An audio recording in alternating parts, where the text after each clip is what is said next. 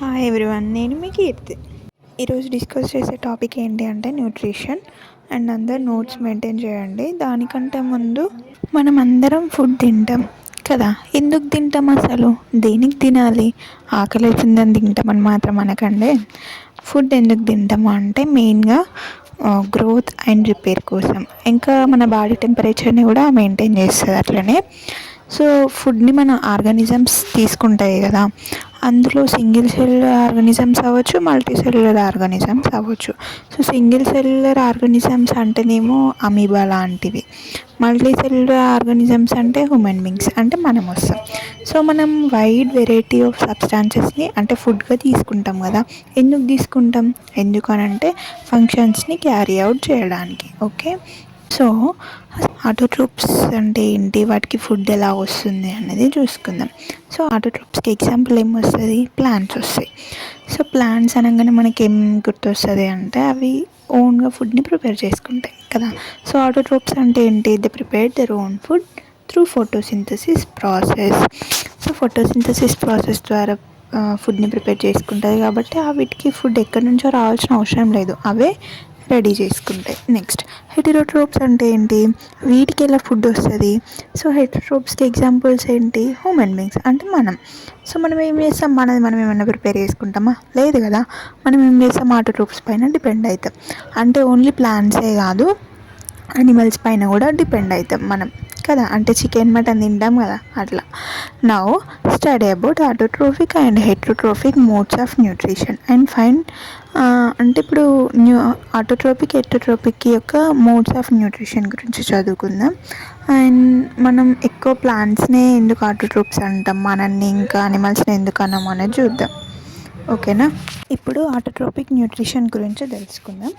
So మనకి ఏమని తెలుసు అంటే ఆటోట్రోప్స్ అనే ఆర్గానిజమ్స్ లైట్ ఎనర్జీని యూజ్ చేసుకుని కెమికల్ కాంపౌండ్స్ని సింథసైజ్ చేసే కెపాసిటీ ఉంటుంది వీటికి, ఆటోట్రోప్స్కి.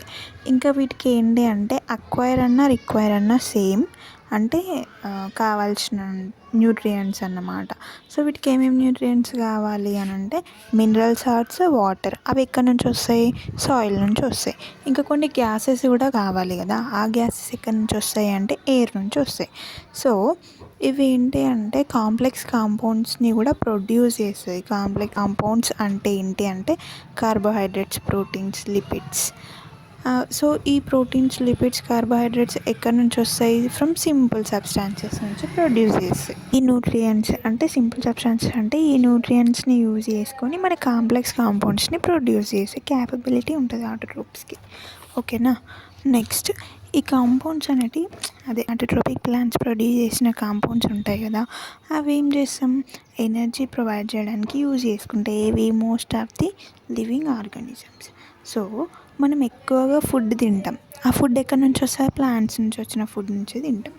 సరే, ఒకవేళ లేదు నేను ప్లాంట్స్ని నేను మొత్తం నాన్ వెజ్జే అంటే చికెన్ మటన్లే తింటా, అవే తింటా అంటే వీడియో నచ్చితే లైక్ చేయండి. అంటే మరెన్నో వీడియోస్ రావడం కోసం సబ్స్క్రైబ్ చేసేయండి. సో అవైనా సరే మనం వాటిపైన డిపెండ్ అయినా కూడా ఆ యానిమల్ ప్రోడక్ట్స్ ఎక్కడి నుంచి వస్తాయి? అవి ఏం చేస్తాయంటే ప్లాంట్స్ పైన డిపెండ్ అవుతాయి. ఓకేనా, వాటి ఫుడ్ కోసం. సో ఈ ప్లాంట్స్ అనేది వాటి యొక్క లైఫ్ ప్రాసెస్ని ఎట్లా క్యారీ అవుట్ చేస్తాయి అనేది చూద్దాం. సో చాలా సైంటిస్టులు ఫర్ సెంచరీస్ నుంచి వర్క్ చేసిర్రు.